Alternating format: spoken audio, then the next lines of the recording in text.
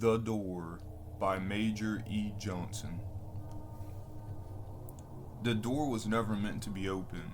Those words echoed in the mind of Cole Fox, the new janitor at Ashtrail University. A single door at the end of a dark hallway. No key was given for it, but one hung on a rusty nail by the door frame.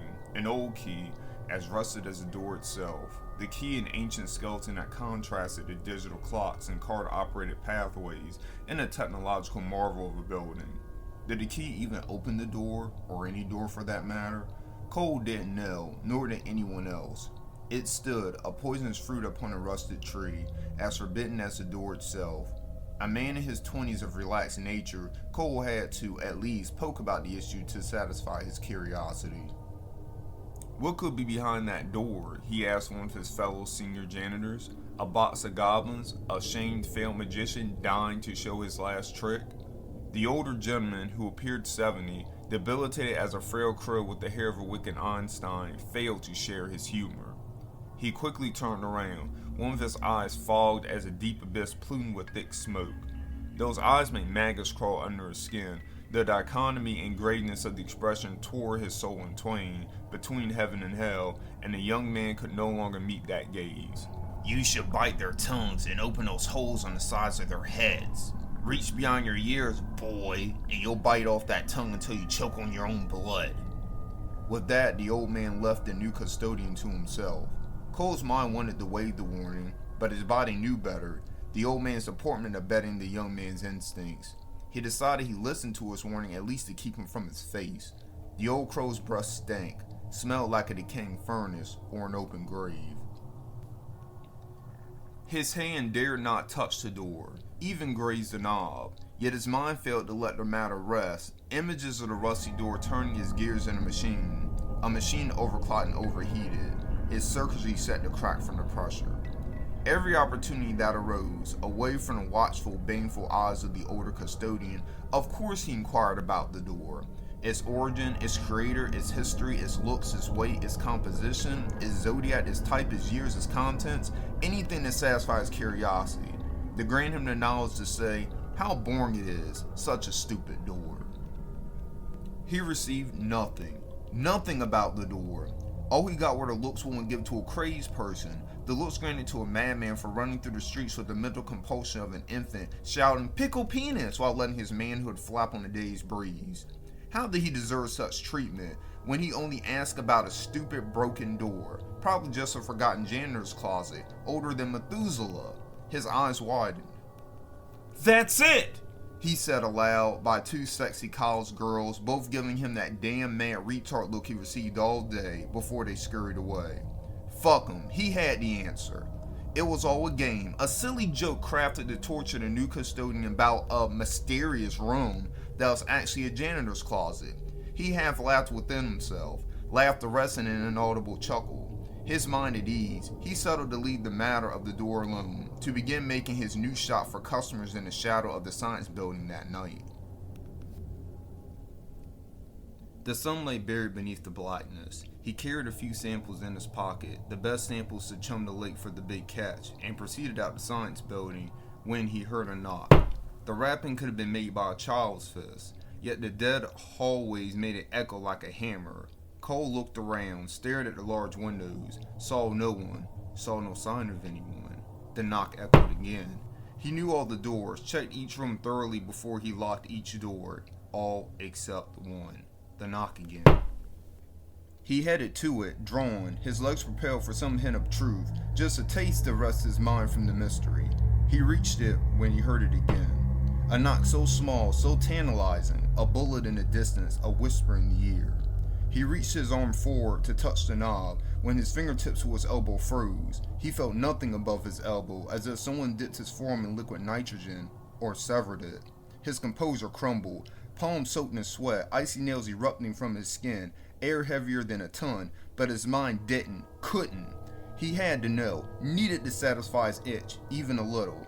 He moved his head with the grace of a mason lifting a heavy brick, placed a sweaty ear before the frame, stopped the annoying breathing that impeded his auditory. He expected a knock of a hammer, hand, knife, tentacle, lip, foot, he knew not what. He heard the word, open. He rushed home that night, driving like a maniac, or as a little child frightened of the boogeyman under the bed or the monster in his closet. He laughed at himself, wondering how something as simple as a door and a word could drive him to such terrors. The more he thought, the funnier it seemed. Knock, knock. Who's there? The door. The door who? The door says to open it. His laugh infected into reality, into hysteria, until his eyes met himself in the rearview mirror. Was he becoming the lunatic the cute student saw? Was he choking on his own tongue? Nonsense, he said to himself. Fuck him. I've heard it speak. I'll forget about it tonight. A chuckle escaped his lips. The absurdity of it all. Then his eyes widened. Damn. He forgot to establish his shop behind the school. Then he saw the speedometer and slowed down. He was going 70 in a 35. He got no sleep that night. His eyes pools of red in veins as if he sampled his own product. Why couldn't he stop thinking about that damn door? Something so small occupied his mind. Something so minuscule drove his thoughts on an endless wheel, and he didn't know why. Video games, porn, calling a girl with the huge tits he flirted with, reading his English anthology of 18th century literature, stupid late night shows. Nothing stopped this seed from overgrowing his thoughts. A stupid, ancient, stinky-ass door that strangely reminded him the old crone whom first informed him of it. Speak of the devil. Good afternoon, Mr. Fox. Forgot to comb your hair this morning. He touched his head. So he had. Damn door. Careful, boy. So a man thinks, so he is. Listen, I mean no disrespect, but I don't want anyone talking to me like they know me, especially when I just met them a few days ago. Let's keep our relationship strictly professional.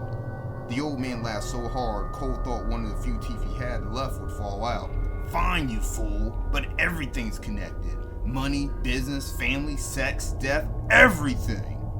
The rage started Cole's skin and soul. That needless rage. This guy's insane. You're not my supervisor, man. And you ain't my son, man. This generation, I just don't get it. And yada yada he went, talking to himself like all crazies do. All walking tombs talk like that, like they knew everything. But a failure who quit his job to clean toilets knew nothing of a poor young man's dream. His dream. But that had as much to do with anything as a trying on the square shop. He needed to pay rent, to sell some bags tonight, and to forget about that door. He rushed through his work, half cleaning everything, his thoughts a brick of ice, a rusted door at its center. 3 hours before quitting time, he sat in the bathroom, rocking back and forth, his mind snared in the Rubik's Cube of insanity. The door. The door! What did it keep? Incomprehensible terror seized him when he last faced it, yet his mind remained as tangled as a thief in barbed wire, grasping for something he knew he should refuse, yet can't help but acquire. An evil spirit must be there, or a demon, ready to torture whoever fool wandered within for eternity. Or maybe someone was trapped, a victim chained and beaten daily by the faculty for pure amusement, a victim who remained as such because everyone lacked the courage to open a door, or perhaps a monster. An unspeakable horror with claws, drooling fangs, and an appetite for the flesh of idiots. Knock. He jumped when he heard it, even though he heard the echo of an echo on the other side of the building. No, it contained gold. Mountains of gold bars hidden by the custodians using this horror show shit. Knock. He stood, wiped the tears building in his eyes, tears blooming from his own disappointment in himself. This shit is stupid. I've had it. His arm smashed against the bathroom door, slamming the handle against the wall. Knock. He walked down the hallway, his legs pumped with lava, his chest heaving, arms wrecking balls. Knock. It was so loud now, so loud. Curiosity became fear, fear became anger. Knock. Anger became hate. He knocked back at that door right, knocked the fucker down. This door is nothing, absolutely nothing. A speck of grass, a dumb baby, a rotten twig. So he was going to chop the fucker down, make this nothing bleed. Knock! He faced the door. It was still as rusted and as old as before. The fluorescent lights above dimmed, the only warmth he felt remained in his heart, yet he gave no notice. Knock, knock, knock! He screamed. His voice echoed through dead hallways like knocks. Open. Who's there, motherfucker? Open. Who's there, motherfucker? He hated it with everything. He kicked the metal door several times until he heard something crack. Was it the door or his foot? Who cared? It must come down or open. He snatched the key from the rusty nail, breaking the ring, cutting his hand. Red filled the white meat. flooded down his arm as the key entered the hole, turned, and clicked. One final kick. Then he saw it. Dear God. He heard nothing but silence, felt nothing but nothing. No breathing, no heartbeat, no warmth, no more hope. A room blacker than the deepest trench, with that staring at him. His care for the world, for all his little dreams, left. He just wanted to run, to intimidate it, to scream for his life, or to pray. But he couldn't. It was absolutely nothing and absolutely everything. Go figure. I told you everything's connected. I told you, said that old janitor's voice from behind. He wanted to reflect, but lost the ability. His thoughts ceased. A new day awoke at Ashtrail University. The 8th bell of the day rang in the science building. The old janitor sat in the office where all the custodians congregated, alone, scanning a newspaper with his legs crossed, the headline reading, "New drugs circulated around high schools and universities. Please Chief Armando addresses concerns." Another custodian in a green jumpsuit, slightly younger than his co-worker, entered. "Anything new, Acker?" said the man standing. Acker folded his paper. "Some new, some not. That kid who came in this week's gone." "Gone? Where'd he go?" "Where all those other youngins we hired go. To the door." "Why does this damn generation think they got 9 lives like a cat? They all turn 18 and still want to play cowboys and Indians with the world? But you know it wasn't his fault, Acker. Someone needs to get in there and get that evil thing out of that room. I've been saying it for years." "Ah, shut up, Mike. No one in their right mind taking that mirror out of there. Not since that crazy-ass teacher killed his class before killing himself. Some say his ghost still haunts that mirror. Will drag your soul to hell before it's time. Others say the only thing haunting that mirror is coincidences or crazy. Either one's fine with me, cause I ain't never gonna clean that room, and ain't never gonna." He slammed himself in a seat. "Well, next time the police come snooping around here, I'm gonna tell them your black ass did it." "You ain't gonna say shit." Yeah. Hey, what do you think they see in it anyway?" "Now don't you start, Mike. Don't you go look in that damn thing. Leave that poking your hands in a cookie jar shit to the young and dumb." He resumed reading the paper. Mike stood. "Well, guess I'll go tell Bernard. We'll need someone new to replace that kid sooner or later, and with the work we'll have to do without him, I prefer someone sooner." "Tell him to hire someone with some sense this time. Kids these days." If Mike had stayed a moment longer, he might have heard a young man scream from behind the newspaper, and if he dared to look over, seeing Cole's twisted face cringing behind the old janitor's help me! Thank you for listening to my tale. Please like, subscribe, and comment down below.